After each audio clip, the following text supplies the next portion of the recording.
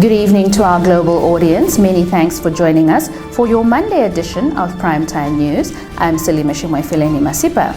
In our top story tonight, SWAPO Party Vice President Netumbo Nandi-Ndaitwah has called on party elders to pass on the party's right flame to the youth to enable them to actively participate in the life of the party. SWAPO Party Vice President Netumbo Nandi-Ndaitwah, during the official opening of the Central Committee of the SWAPO Party Elders Council, said political parties born out of the liberation struggle, especially in Southern Africa, are under attack, and there is a need for the SWAPO Party Elders Council to design programs aimed at enhancing issues concerning children, youth and elderly. This, she said, will remain SWAPO's dominant force in the Namibian political space, regain the ground lost in the last general elections, and unite Namibians for a common purpose of prosperity for all. Nandi-Ndaitwah further noted that there is a need for the slogan SWAPO United to be a political reality, saying a party divided against itself cannot stand. Therefore, party members should rally behind the elected candidate as per Article 10 of the SWAPO Party Constitution. And now shifting our attention to a topical issue. The Parliamentary Standing Committee on Gender Equality, Social Development and Family Affairs is currently conducting the final round of public hearings on abortion in the Commerce region. The hearings commenced on 15 April 2023 and will go on until 27 April 2023. The committee engaged communities of Tobias Hainyeko, Moses Garweb, Windhoek West and East constituencies over the past weekend. Let's listen in to a portion of the engagements. We have received 3 petitions. One which says, can we legalize abortion? The second one said, no, we don't want any legalization of abortion. The third one says, let's amend Act number 2 of the Abortion and Sterilization Act number 2 of 1975. What we do today is, we have a public hearing to listen to what you say. These public hearings was taken throughout the country. It was done with the stakeholders already. What we do is that we just say today how many of us is for it, how many of us are not for it, how many of us wants the act to be amended. That's now for the report that will be tabled in the National Assembly. Not that we vote here for no abortion or abort or whatever, because it's not only us who's there. Moving on, in celebration of his birthday on April 14th, Erongo Governor Neville Andre Itope led the commencement of the construction of a block of 2 classrooms at the Seaside Primary School in Walvis Bay. Isabel Bento compiled this story. The Erongo Governor, Neville Andre Itope, is leading the project, and together with his office staff are constructing the block with the assistance of different stakeholders, including contractors, trainee contractors from the Community Skills Development Center, as well as those who have donated the building materials. The 2 classrooms will be constructed with pre-cost materials at the cost of 200,000 Namibia dollars and are expected to be completed within 1 week. The Seaside Primary School was one of the schools identified by the Directorate of Education in the region as it has a lack of classrooms. The school's acting principal, Lucinda Resant, in an interview with Nampa said the school is currently operating on a platoon system as a result of shortage of classrooms, and the initiative could not have come at a better time. On to health matters. Minister of Health and Social Services, Dr. Kalumbi Shangula, today commissioned 2 regulatory bodies in the area of public health services, mainly the Atomic Energy Board and the Namibia Medicines Regulatory Council. Petrus Namadiko filed this story. Social services does not only provide and deliver public health care services to its citizens through a nationwide network of health facilities. Our mandate includes regulatory functions in several areas. This morning, I have the pleasure of commissioning 2 regulatory bodies in the area of public health. These are the Atomic Energy Board, which is this one, and later on after you, it will be the Namibia Medicine Regulatory Council. And each of these two bodies, they are established under their respective enabling legislations. This is the fifth Atomic Energy Board, being appointed and commissioned since the promulgation of the Atomic Energy and Radiation Protect Act of 2005. I'm delighted to officiate the inauguration of this Atomic Energy Board. I wish to congratulate you, board members. You have an important task ahead of you. You will thus hit the ground running to carry out your mandate, especially the protection of the Namibian people. Stay tuned for the business segment.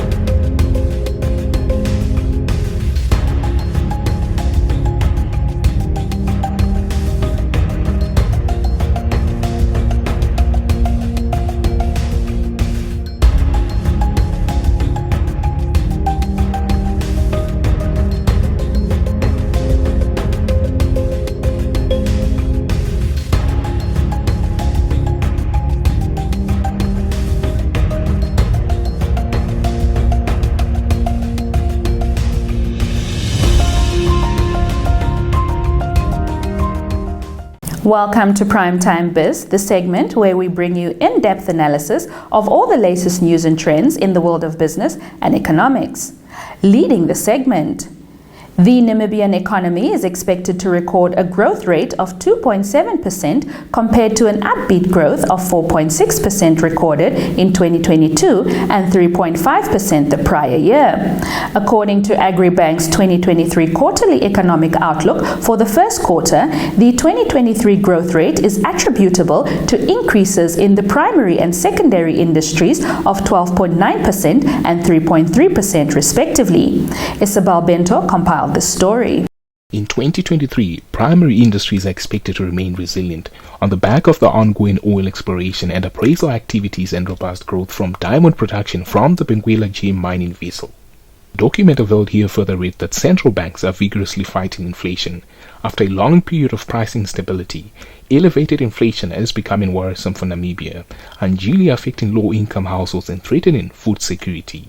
Additionally, pandemic-induced inflationary pressures with demand recovering quickly and supply lagging amid continued disruptions in supply chains have been persistent.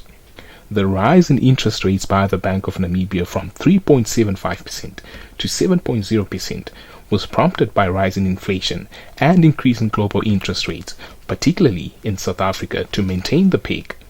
This translated into a 350 basis points increase in the repo rate between January 2022 and February 2023. Reporting for Nampa TV, I'm Michael Madimba. Namibia is expected to partake in the 53rd General Assembly of the World Trade Center Association, set for Accra, Ghana, from 23 to 28 April this year, to promote the country as a viable trade and investment destination. Linnea Dishena filed this report. A media statement issued by the Ministry of International Relations and Cooperation said the 53rd General Assembly will be held under the theme Towards African Economic Integration and Enhanced Global Presence, with the main objective to explore and build on trade and investment opportunities presented by the African Continental Free Trade Area. Equally, to explore opportunities with development agencies facing large-scale projects across Africa. Namibia, it said, will participate under the sub-theme Namibia Land of Many Opportunities, noting that the events will further present the Namibian companies an opportunity to showcase their products and services to potential customers, while at the same time affording them an opportunity to market investment and bankable projects.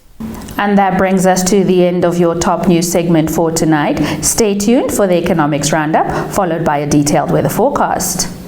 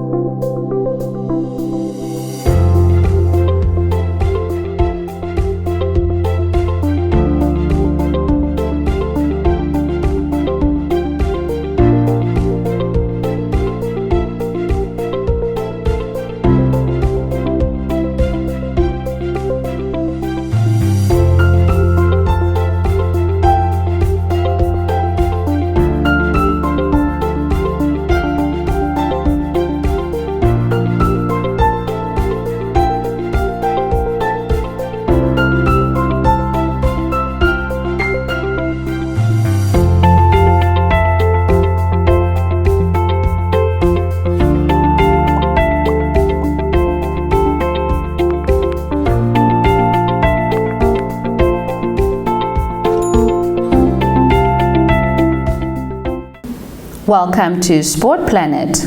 Domestic football leads the segment. Black Africa club coach Brian Isaacs says with consistency, his team will move out of the relegation zone before the end of the 2022-2023 Debmarine Namibia Premiership season. Black Africa, who are currently 14th on the 16-team log table, are staring relegation in the face and bearing on-field improvement. Relegation is a reality. On Saturday at the SKW Sports Field in Olympia, 10-time Namibia Premier League winners Black Africa got the better of their arch-rivals Orlando Pirates in the Katutura Derby.